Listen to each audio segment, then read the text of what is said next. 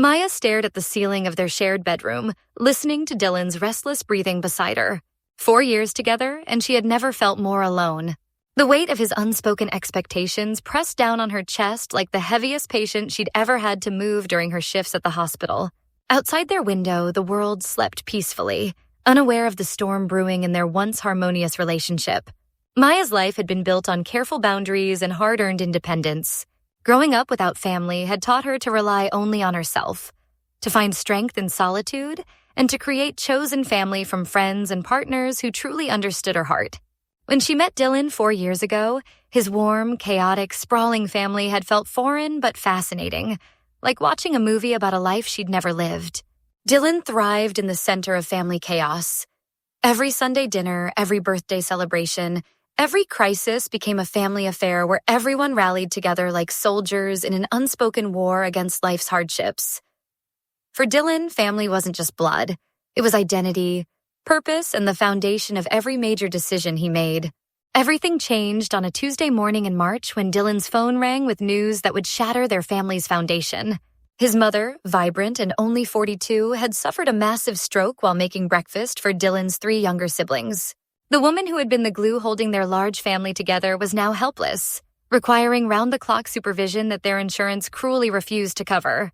Maya watched Dylan transform overnight from her carefree partner into a man carrying the weight of impossible responsibilities.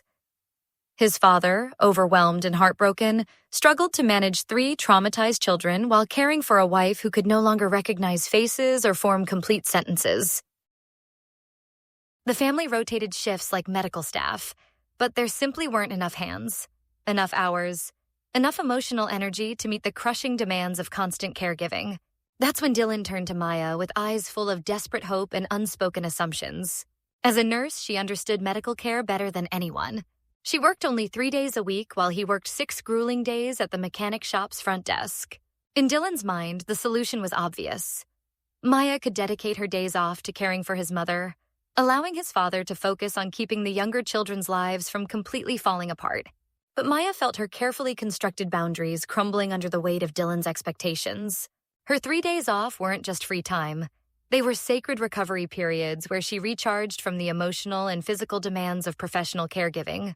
At work, she held hands with dying patients, comforted grieving families, and made split-second decisions that could mean the difference between life and death. Her time off was when she remembered who she was beyond the scrubs and stethoscope. "I barely know them," Maya had said quietly, the words feeling harsh even as truth demanded they be spoken. Dylan's family had always been welcoming but distant.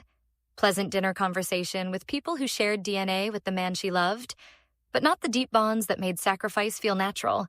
She would move mountains for Dylan, would care for him through any illness or injury, but extending that devotion to people who felt like acquaintances seemed impossible. The fights that followed were brutal in their quiet intensity. Dylan couldn't understand how someone who dedicated her career to caring for strangers could refuse to help his beloved mother. Maya couldn't comprehend why her professional skills automatically made her responsible for his family's crisis. Their friends, caught in the middle, whispered judgments that made Maya question everything she thought she knew about love, loyalty, and the invisible contracts we sign when we choose to build lives with other people. As weeks passed and Dylan's mother's condition remained unchanged, the tension in their relationship grew unbearable.